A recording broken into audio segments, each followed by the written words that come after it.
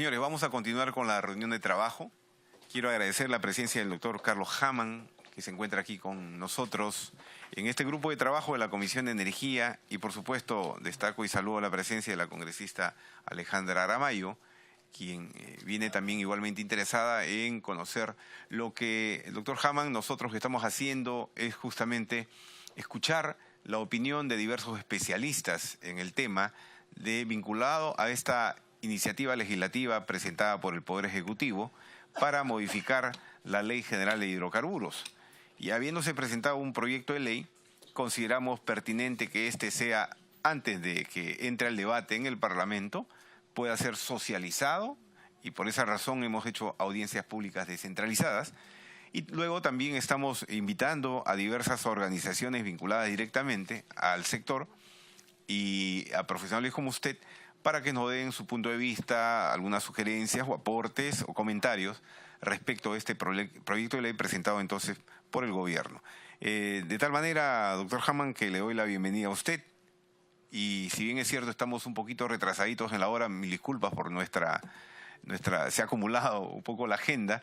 Tenemos unos 15 minutos para poder escucharle y en todo caso hacerle también algunas preguntas si es pertinente. Muchas gracias. Adelante. Muchas gracias por la invitación y la convocatoria, señor presidente de la comisión, señora congresista, señores asesores.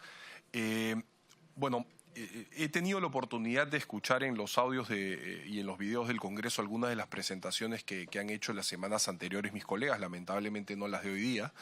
Y voy a tratar de no reincidir sino en aquellos temas que me parecen sustanciales y en algunos temas más técnicos pues dejarlos dada la premura del tiempo.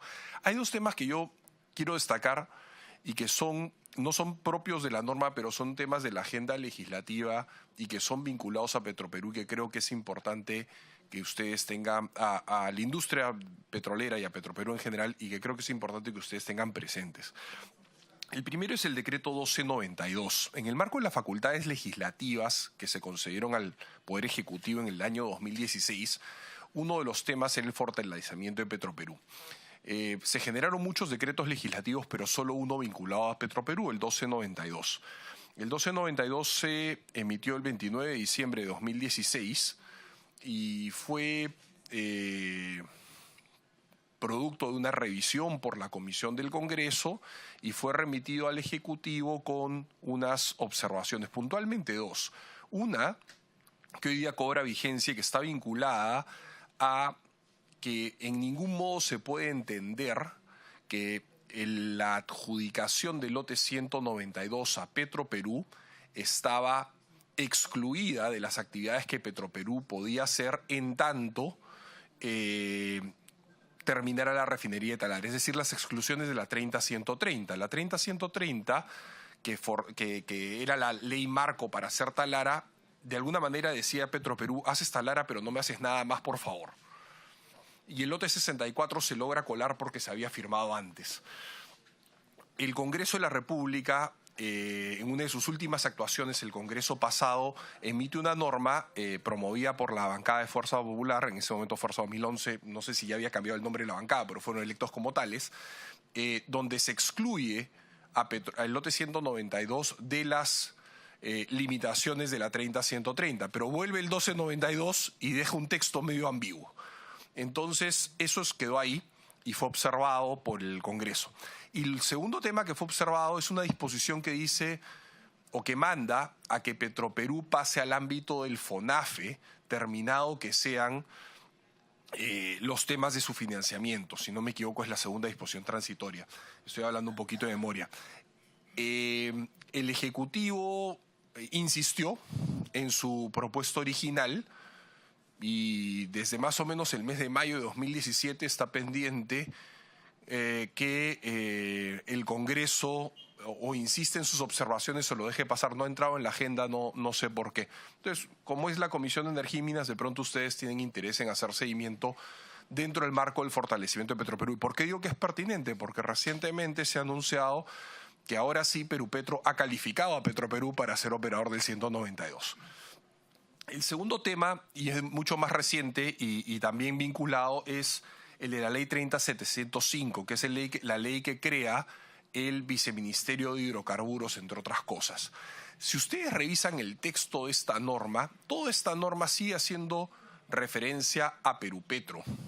Tenemos que tener cuidado y especial seguimiento a cuáles van a ser efectivamente las gestiones que va a terminar haciendo ese Viceministerio de Hidrocarburos. Va a ser una Dirección General de Hidrocarburos elevada en rango y con mayor peso, porque entre las funciones está ejercer el rol promotor, entre las funciones está ser la autoridad sectorial ambiental en tema de hidrocarburos, tema que es harto sensible, y tenemos que ver que sea un seguimiento adecuado porque el rol promotor de Perupetro y de ser representante del Estado en los contratos de licencia es fundamental fortalecerlo antes que debilitarlo siendo absorbido por el Viceministerio de Hidrocarburos. No tenemos todavía conocimiento de cómo el Poder Ejecutivo va a implementar ese viceministerio, pero creo que es importante que se haga el seguimiento, toda vez que la función de Perupetro es fundamental a lo largo de las modificaciones que hace la norma. Ahora sí, entramos en la materia del 2145, el proyecto de ley 2145, y por favor me interrumpen en el momento que a ustedes les parezca pertinente.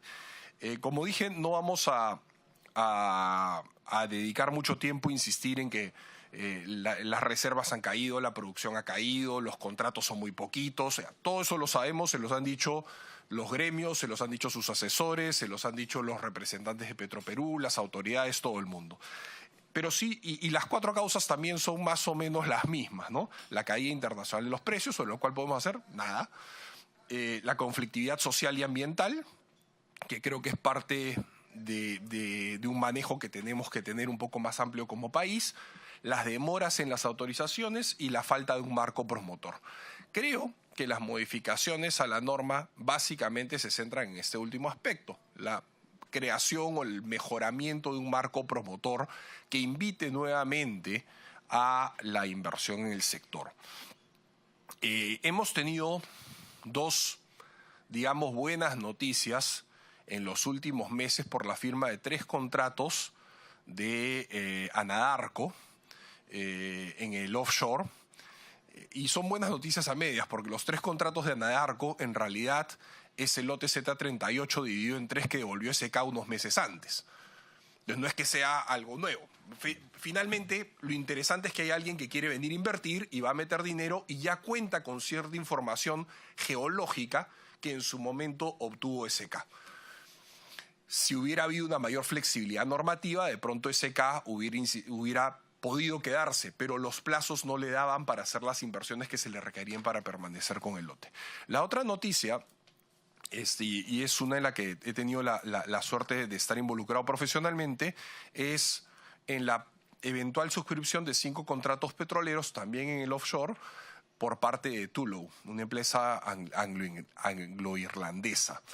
Y digo eventual, ¿por qué? Porque las negociaciones se cerraron en 30 días, que es el marco que prevé el reglamento de negociaciones de Perupetro, el 1 de diciembre, y estamos a terminar el mes de enero y estamos todavía esperando el decreto supremo de parte del Poder Ejecutivo.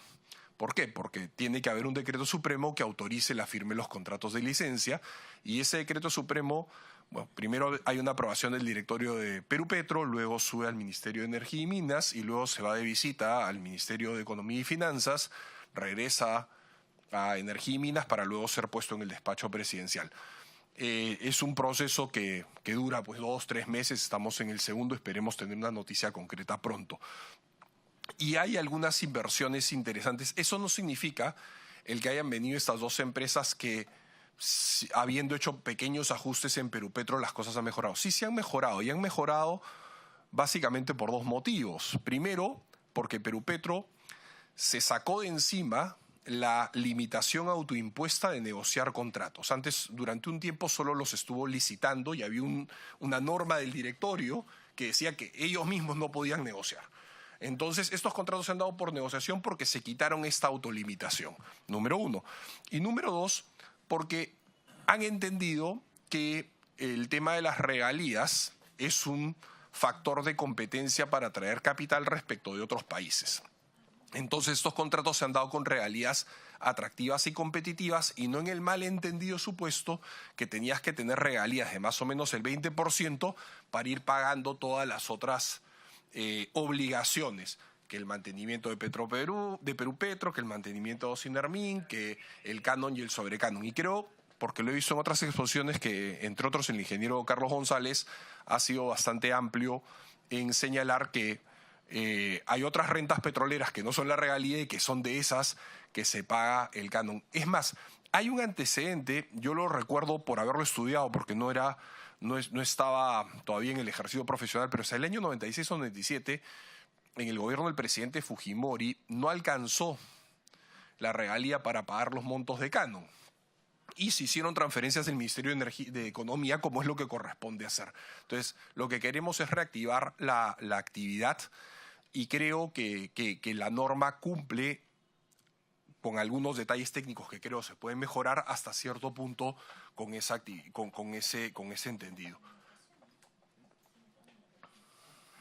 Yo quisiera centrarme bueno, tenemos la ventaja de ser un país poco explorado, hay que hacer atractiva la exploración, los beneficios que trae la norma deben ser de muy fácil incorporación a los contratos vigentes. Tenemos 51 contratos, esos 51 contratos, algunos tienen horizontes más o menos largos y otros tienen horizontes cortos. Hay contratos que si no sale esta norma se tienen que devolver y se tienen que devolver en los próximos meses. Y claro, uno pensaría, los devuelvo y los saco a competir mejor. No necesariamente, porque estas empresas pueden encontrar los capitales si es que se encuentra la norma y lo que queremos es que esto se reactive lo antes posible. Algunos temas muy puntuales que tocar. Los permisos ambientales para la exploración. Sé que existen todo rango de posiciones sobre esto, desde que se deben pedir EIAs detallados para hacer exploración, como se deben pedir días, que es el instrumento más sencillo, ni siquiera un día para hacer exploración. Yo quisiera proponerles un tema que no está incluido en el proyecto como se presentó, se cayó en el camino del Ministerio de Energía al MEF o a Ambiente o el camino acá, en alguna parte del camino se cayó ese texto, pero retomarlo porque es interesante, que es que la exploración sísmica, no toda la exploración, porque la exploración también incluye hacer pozos exploratorios y podemos discutir con validez que perforar un pozo, sea en el mar o sea en la selva, sea en el noroeste, que son las zonas más características, puede generar cierto impacto. En la selva voy a tener que hacer unas movilizaciones de material, ruido, una serie de cosas. En el mar voy a tener que traer una embarcación o voy a tener que instalar una plataforma, cosa que está haciendo hoy día la empresa Pacific en el OTZ-1, está en pleno proceso de instalación de una plataforma que ojalá por el país sea exitosa.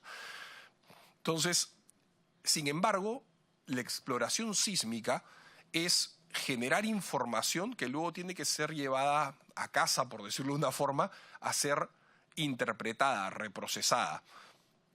Y normalmente toma 6 meses, 8 meses, 10 meses reprocesar esta información, dependiendo de la cantidad y la calidad de la información que se obtenga. Puedes tener desde sísmica 2D, que es bastante sencilla, hasta sísmica 3D u otros elementos como la aerogravimetría, la aeromagnotimetría y estas cosas que son tan difíciles de pronunciar. Si nosotros pensamos que la exploración sísmica, que es de muy bajo impacto ambiental, se pueda manejar con un día, vamos a estar ahorrándonos en el primer y segunda fase exploratoria un par de años tranquilamente. ¿Por qué? Porque yo normalmente... Sí, por supuesto. Gracias, Carlos. Saludando tu presencia. Se ha aprobado recién en la Comisión de Energía y Minas la ventanilla única de hidrocarburos. Esta ventanilla no ayuda a agilizar estos procedimientos, porque no entiendo cómo es que teniendo esta información se puede demorar tanto tiempo en procesarla cuando es un insumo elemental para continuar con esta actividad. Sí, claro. Hay 2 decretos legislativos del año pasado que hablan de la ventanilla única. Incluso en este proyecto de ley se habla que debería ser ventanilla única. Las ventanillas únicas, de acuerdo a los decretos legislativos, se aprueban por decreto supremo.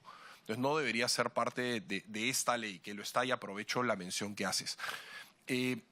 Con independencia de que haya una ventanilla única y que se agilicen algunos procesos, no deberíamos en ningún caso recetar una bala de cañón para matar una mosca. Entonces, si yo para matar una mosca lo que necesito es un matamoscas, pues receto un matamoscas y que el matamoscas se obtenga de la manera más rápida posible.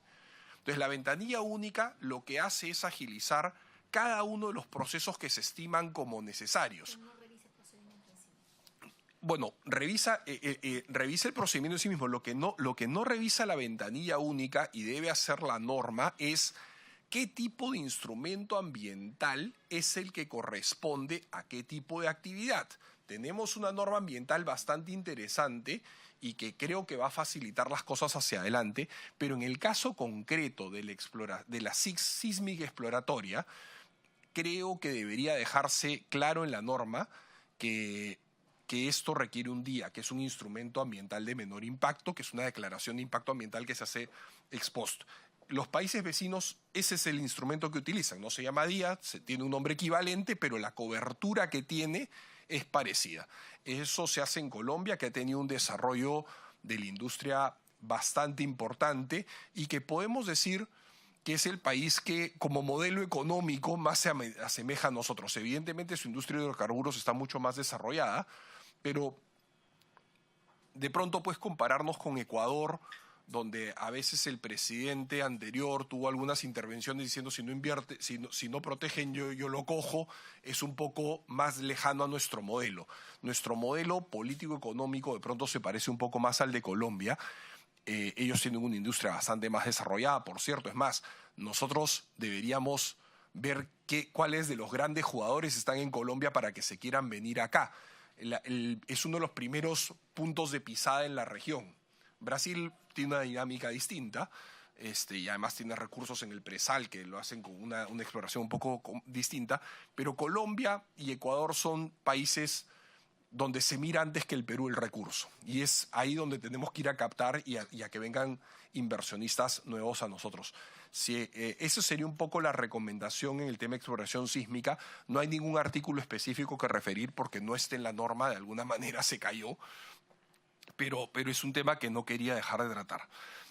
Otro tema importante, si me permiten pasar a lo siguiente, y la pregunta está contestada, es el tema de la importación de los bienes. Como saben, la importación de bienes en la etapa exploratoria está exonerada de impuestos. Es para fomentar la actividad. Muchos de los bienes, por lo demás, son consumibles, se consumen en la actividad misma. Sin embargo, una de las trabas que se han visto constantemente es que como esos contratos son estabilizados, hay una lista de bienes que quede estabilizada para importarse. Por ejemplo, si yo firme un contrato de licencia hace algunos años y yo quiero importar un bien para una actividad exploratoria y ese bien no está en la lista porque es una tecnología reciente, pues tengo que pagar el costo de importación. Y los impuestos e incluso el costo de la importación temporal o de la carta fianza para la importación temporal son brutales, porque estamos hablando de una industria muy intensiva en la inversión. Entonces, hoy día la norma dice que la lista podrá ser actualizada. Yo creo que el término, eso es el artículo 56, creo que el término debería ser ampliada, porque actualizada siempre da un poco el temor de que te la puedan achicar también, ¿no? Entonces, si un bien quedó obsoleto y está en la lista, no le hace daño a nadie, pero si hay un bien nuevo, sería bueno que pueda ser incorporado. Eso sobre la importación de bienes seguramente ya se lo han mencionado algunas personas. El tema del plazo es inevitable. Hablar de los plazos del contrato es el tema que seguramente en el único que pienso repetirme sobre mis colegas anteriores y los que me han precedido en el uso de la palabra. En muchos países, los contratos de licencia se otorgan hasta el límite económico del recurso. Es decir, hasta que a mí ya no me convenga más explotar porque no voy a obtener un retorno y una ganancia sobre mi inversión. En el Perú, los contratos se han dado por plazos, lo que de alguna manera me significa que si yo hoy día no el recurso que no saco hoy día no lo saco nunca, porque no tengo un día de mañana para recuperarlo, dado que mi plazo vence. Entonces, eso hace, y tengo la experiencia de haber trabajado como abogado para empresas operadoras, eso hace que pasado cierto tiempo, cuando se acerca el término de mi contrato, yo empiezo a medir que invierto, porque ya no voy a meterme a hacer operaciones que pueden ser muy interesantes, pero que me van a devolver al 7º año o que necesito 7 años para recuperarlas, cuando a mí me quedan 4 años de contrato. ¿Y qué hago? Empiezo a desinvertir o a invertir menos y explotar el recurso de manera menos eficiente, con lo cual se perjudica el país porque a veces no es fácil recuperar luego ese recurso. Y segundo, obviamente no se generan todos los beneficios económicos del recurso recuperado, desde las regalías, los impuestos, los sueldos, los trabajos, etc. Esto pudo haber tenido una solución relativamente simple, ¿no? O práctica, si es que el marco legislativo no te dejaba hacer mucho. 5 años antes de que se vence un contrato, sales a licitarlo. El que está ahí puede ganar. Si gana, sabe que tiene un horizonte más largo. Y si pierde, hay otro que va a estar interesado en negociar con el que le quedan 5 años todavía para decirle, oye, mira, yo necesito que esta inversión la hagas, ¿cómo hacemos? Yo pago una parte, tú pagas una, del beneficio nos genera inestabilidad. Me quiero quedar, como en el lote 192, Pluspetrol se quería quedar, pero no sabía si se podía quedar, si querían que se quede, lo que fuera. Entonces, ¿qué? Amarró los caballos. Pues, lo digo como conocimiento general, no tengo ningún conocimiento específico, pero uno tenía una sensación de que se invierte un poco menos. Tenemos 2 historias tristes recientes que ustedes pueden recordar. El lote 3 y 4, que estaba con Interoil, que terminó con un juicio al Estado y un desastre. Y el lote 3 y 4, después se le tuvo que dar un año. El ministro, creo que fue una decisión discutida, pero el ministro le tuvo que dar un año a Interoil, pese a que había enjuiciado al Estado para que se quede un año más mientras conseguían a alguien que reemplace. Y el reemplazo terminó siendo GMP, Graña y Montero Petrolera, con un compromiso exploratorio bastante importante y en una oportunidad en la que Petroperú pudo haber participado y decidió no participar.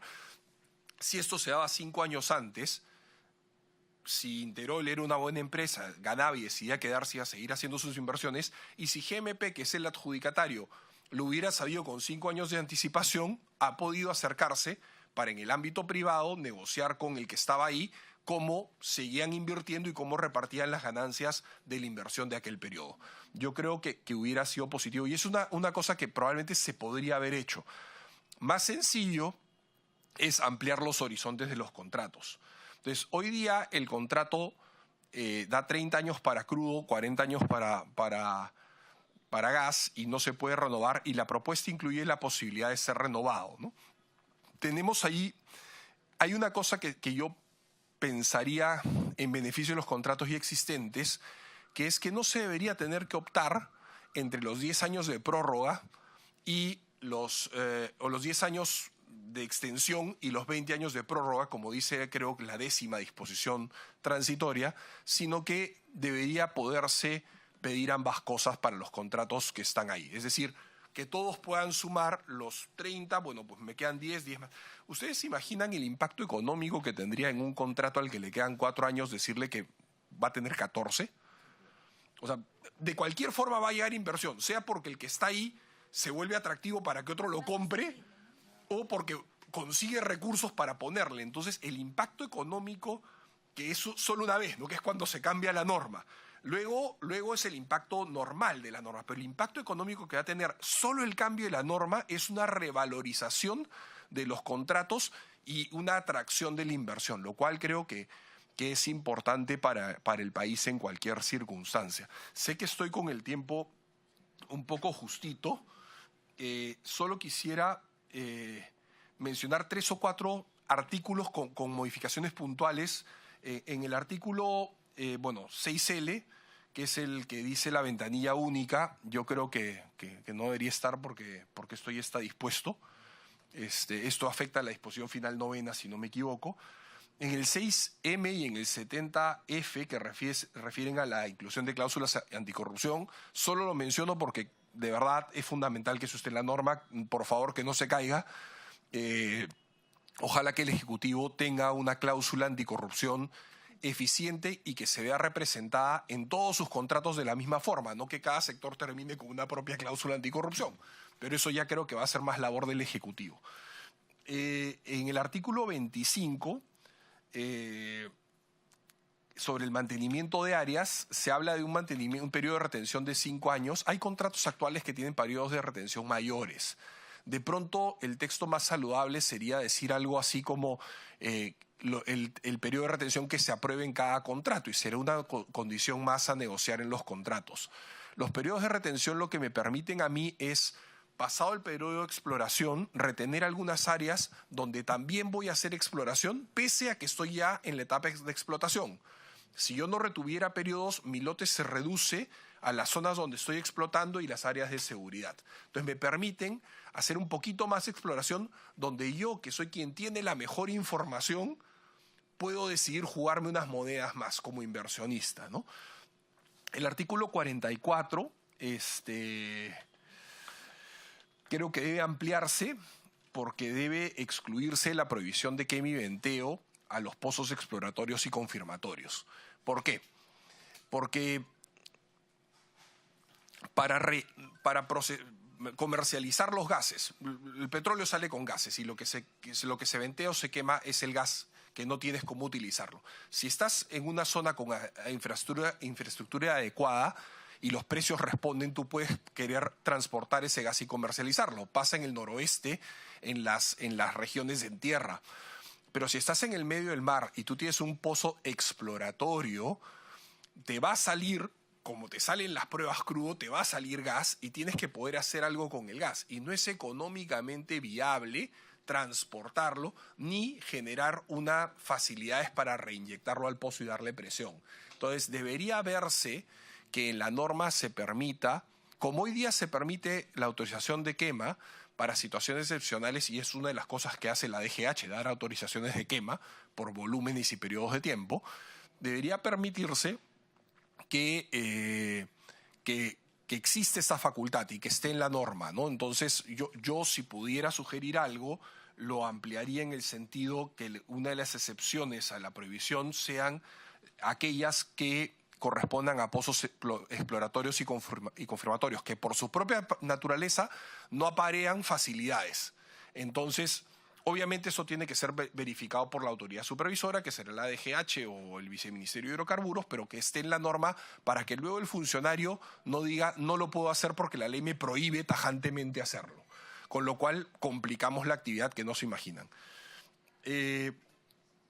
Hay una cosa que yo aprendí cuando empecé en la industria, era que mucho más saludable para el medio ambiente era ese humo negro que sale de quemar el gas que ventearlo sin que nadie lo mire, porque al quemarlo las células se descomponen, las moléculas se descomponen de una forma que se genera un elemento menos contaminante al ambiente, pese a que visualmente sea un poco desagradable.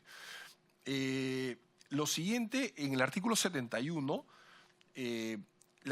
debería aclararse que las transferencias de autorizaciones e instrumentos al nuevo contratista deberían ser a título gratuito.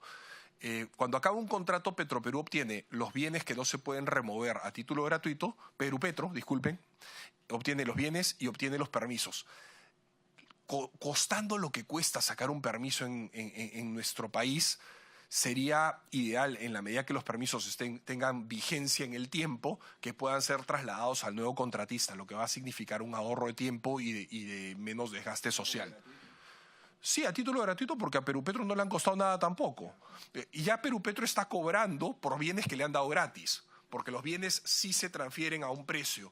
Pero, ¿en qué discusión podríamos entrar en valorizar un EIA? O sea, tiene un precio porque costó hacerlo, pero el que le costó hacerlo fue al otro. ¿Cuánto de ese precio ya lo recuperó mientras explotó? Creo que evitaría una serie de problemas. Yo propondría que sea título gratuito y si no que se valore, pero que se puedan transferir los instrumentos. Creo que los instrumentos ambientales y autorizaciones sí deberían ser a título gratuito porque no han representado ningún egreso para el Estado. Es más, en todas las actividades de contratación que ha hecho el contratista previo para obtenerlos, el Estado ha obtenido impuestos, ¿no? Finalmente, el último punto que quería tocar sobre estos temas es que el artículo 76 que es el que dispone que el Estado puede, en situaciones de desabastecimiento, requerir los bienes, debería ser una referencia al artículo 43. El artículo 43 es el que dispone históricamente que si es que el Estado requiere comprar, yo tengo la obligación de venderle, pero le vendo al precio de mercado. Entonces, lo que creo que para que no haya un error de interpretación, más un tema de técnica legislativa, creo que el artículo 76, que incorpora un nuevo texto, debe hacer dentro, algo que diga así como dentro de lo dispuesto en el artículo 43, ¿no? Es una cosa muy pequeña de técnica. Yo lamento que no haya llegado el correo aparentemente, pero insistiré y la presentación se las dejo. Eran notas personales, no tenía preparado un PowerPoint y estoy a disposición si es que queda tiempo para absorber las preguntas que ustedes consideren. No, agradecerte, mi querido doctor, por la brillante exposición, muy ilustrativa, por supuesto, nos sirve bastante. ¿Quieres hacer alguna intervención, congresista Ramallo, por favor, para ir concluyendo? Gracias, presidente. Sé que estamos contra el tiempo, pero yo logro entender que la presentación del doctor Hamann se concentra básicamente en la primera parte, en la pertinencia del uso de instrumentos más allá de los plazos que había aludido respecto a la certificadora.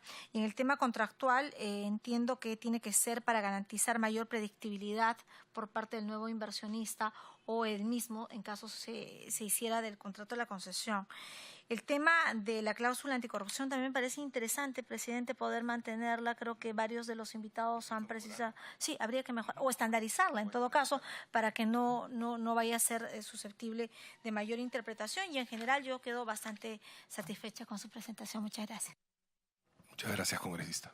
Bueno, muy agradecido nuevamente, mi querido doctor Hamann. Muchísimas gracias por su contribución. Sé que usted está con la mejor predisposición para, atender algunas consultas nuestras. Muy agradecido y en cualquier momento nos volveremos a ver.